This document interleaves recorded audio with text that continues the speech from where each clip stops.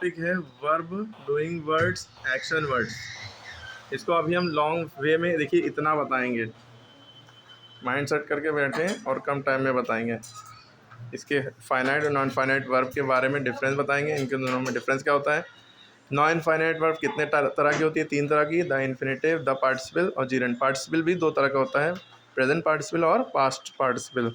Finite verbs कितने तरह की होती हैं, क्या होती हैं, ये बताएंगे। ठीक, अब देखिए हम लोग शुरू करते हैं यहाँ पे।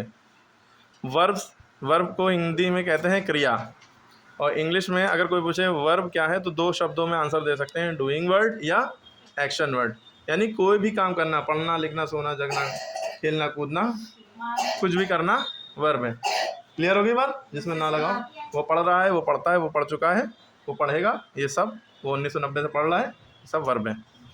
सर टेंस भी यूज़ होता है। ठीक है, अब वर्ब की बात करें, वर्ब मेनली कितने तरह की होती हैं? 2 तरह की। एक होती है फाइनाइट वर्ब, दूसरी होती है non finite verb.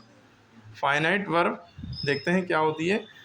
Verb which is limited by person and number of subject. Number of subjects में से उसकी लिमिट रहती है। जैसे ये, इसको सिंपल शब्दों में ये समझिए कि अगर सिंगुलर सब्जेक्ट होता है तो सिंगुलर वर्ब लगती है, प्लूरल सब्जेक्ट होता है तो प्लूरल वर्ब। सिंगुलर माने एक वचन, प्लूरल माने बहुवचन।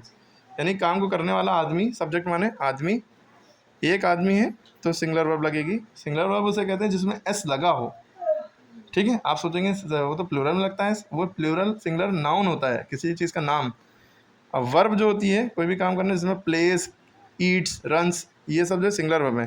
प्ले, ईट, रन, जिसमें एस नहीं लगा है वो सब प्लूरल वर्ब है। ओके, तो plural subject plural verb, singular subject singular verb. अब देखिए ये प्लूरल सब्जेक्ट है, आई, वी, यू, दे और बॉयज़, जिसमें ये जो नाउन है, नाउन प्रोनाउन जो भी हैं, ये प्रोनाउन है सारे, ये प्लूरल प्रोनाउन है, यही सब्जेक्ट है। मैं जाता हूँ, हम जाते हैं, दे गो, ये वे जाते हैं, तुम जाते हो, लड़के जाते हैं, बहुत सारे लोग हैं। आई अपने आप में सिंगुलर दिखता है लेकिन ये प्लूरल की कैटेगरी में आता है, इसलिए इसके साथ प्लूरल वर्ब लगी। प्लूरल वर्ब में एस या एस नहीं लगता, गो है। वी प्लूरल वर्ब से सब्जेक्ट है तो इसमें वर्ब में एस या एस नहीं लगता, यानी प्लूरल वर्ब में एस या एस नहीं लगा होता है, सिंगुलर वर्ब में एस लगा होता है। जैसे सिंगुलर वर्ब में, सिंगुलर सब्जेक्ट में ये आता है, ही, शी, इट, कोई भी इंसान का नाम।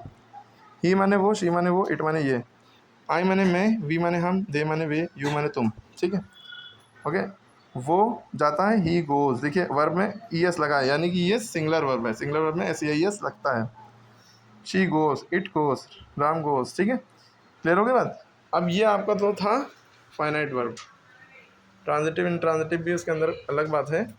अब हम नॉन फाइनाइट वर्ब की बात करते हैं। They do not have any tense form, it does not change with subject. Subject के अकॉर्डिंग चेंज नहीं होता है, यानी उस पर कोई असर नहीं पड़ता सब्जेक्ट का। ठीक है, चाहे यहाँ देखिए असर पड़ रहा है, अगर सिंगुलर सब्जेक्ट तो गो का गो रहा, सॉरी प्लूरल सब्जेक्ट है तो गो रहा, लेकिन जैसे ही सिंगुलर सब्जेक्ट हुआ असर पड़ गया, गो में यस लग गया। अगर यहाँ लिखा होता आई प्ले, ठीक है, आई प्ले है तो ये कुछ नहीं लगा, एस वर्ब में एस नहीं लगा। अगर ही लिखेंगे, जैसे ही सब्जेक्ट चेंज करा, वो जाता है, वो खेलता है, ही प्लेज हो जाएगा, देखिए एस लग गया है ना। क्लियर हो, सब्जेक्ट से असर पड़ रहा है, लेकिन इसमें असर नहीं पड़ रहा। एक्चुअल में ये होते क्या है, जैसे आई वॉन्ट टू गो, मैं जाना चाहता हूँ, टू गो में कभी चेंज नहीं होगा, वॉन्ट में चेंज होगा, ही वॉन्ट्स टू गो हो जाएगा, टू गो में चेंज नहीं होगा, to go to he to go रहेगा। ओके, अब जैसे नॉन फाइनाइट वर्ब कितनी तरह की होती है? 3 तरह की।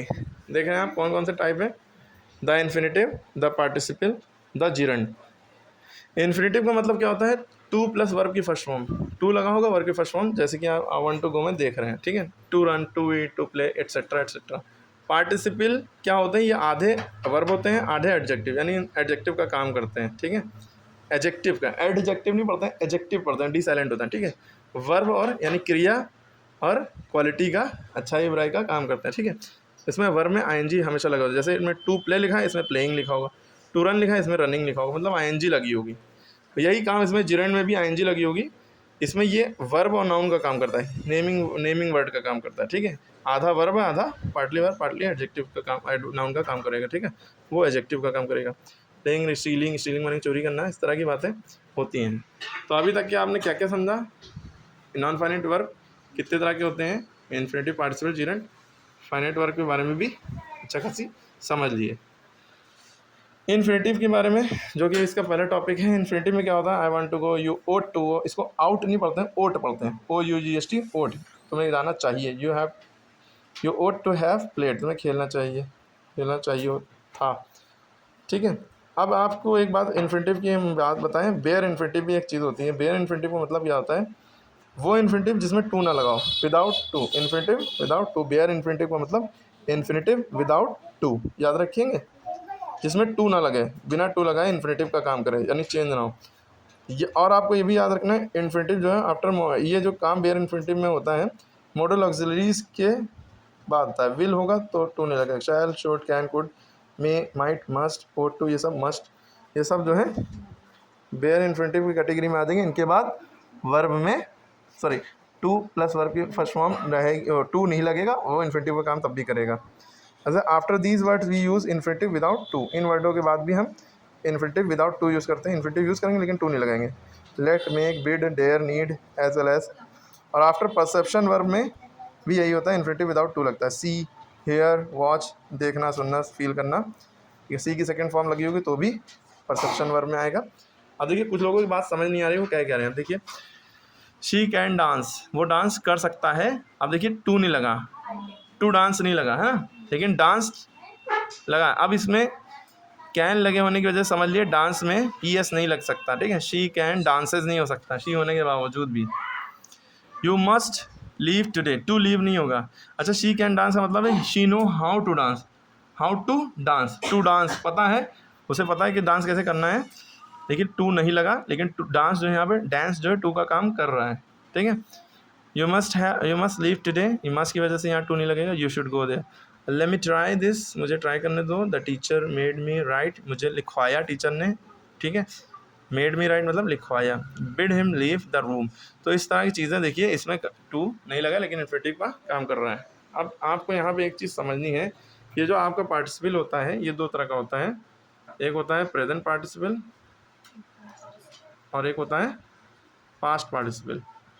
प्रेजेंट पार्टिसिपल में ING फॉर्म लगती है, पास्ट पार्टिसिपल में ED, और ये सब थर्ड फॉर्म समझ लिए। पास्ट पार्टिसिपल एक तरह का थर्ड फॉर्म वर्ब की होती है। ठीक है, मतलब ENEED इस तरह के लगाओ, जैसे ब्रोकन जग, टूटा हुआ जग। ठीक है, इस तरह से। ठीक है, ब्रोकन जैसे लिखा है वर्ड ब्रोकन, अब देखिए EN लगा, इंजर्ड, JURED, ठीक है, ED लगा है। ठीक है, थर्ड फॉर्म की तरह काम करता है। तो इसकी क्वालिटी भी बता रहा है एक तरह से। एडजेक्टिव का काम, आदमी कैसा है, इंजर्ड है, जग कैसा है, टूटा है, ब्रोकन है। ठीक है, तो इस तरह से ये पार्टिसिपल भी होते हैं। ये सारी चीज़ें आपने अब तक के पढ़नी है, इसको सही से नोट कर लिए। पार्टिसिपल में जो प्रेजेंट पार्टिसिपल है, इसका एग्जांपल है द बर्निंग हाउस, जलता हुआ घर। इसका मतलब ये है, ज़्यादातर प्रेजेंट पार्टिसिपल में जो नाउन होगा उससे पहले ING लगा होगा। ठीक है, बर्निंग हाउस, तो यहाँ पे ये एडजेक्टिव का काम कर रहा है। ठीक है, आधा वर्ब का काम कर रहा है, आधा एडजेक्टिव का, जलता हुआ घर। तो यह प्रेजेंट पार्टिसिपल है। पास्ट पार्टिसिपल का एग्जांपल ये दिया, द ब्रोकन विंडो, जिसमें EN लगा है। टूटी हुई विंडो, देखिए इसमें ING तो नहीं लगा है, लेकिन वर्ब की थर्ड फॉर्म टाइप का है, तो यहाँ भी ये एज अ वर्ब भी काम कर रहा है। और टूटा हुई विंडो, खिड़की कैसी है, टूटी हुई, एक तरह से लग तो रहा है क्वालिटी, लेकिन यहाँ पे एज अ एडजेक्टिव वो काम कर रहा है, वर्ब और एडजेक्टिव की तरह काम करता है। इस तरह जिरंड की बात करें, जिरंड क्या होता है, तो जैसे हमने दिया इसमें भी ING होता है। तो इसमें देखिए डांसिंग लिखा होगा, dancing is a good exercise. अब आप सोचेंगे सर इसमें ING लगा तो ये वर्ब की ING फॉर्म नहीं, ये यहाँ पे एज अ वर्ब और एज अ नाउन काम कर रहा है। Walking is a good exercise, dancing is a good exercise.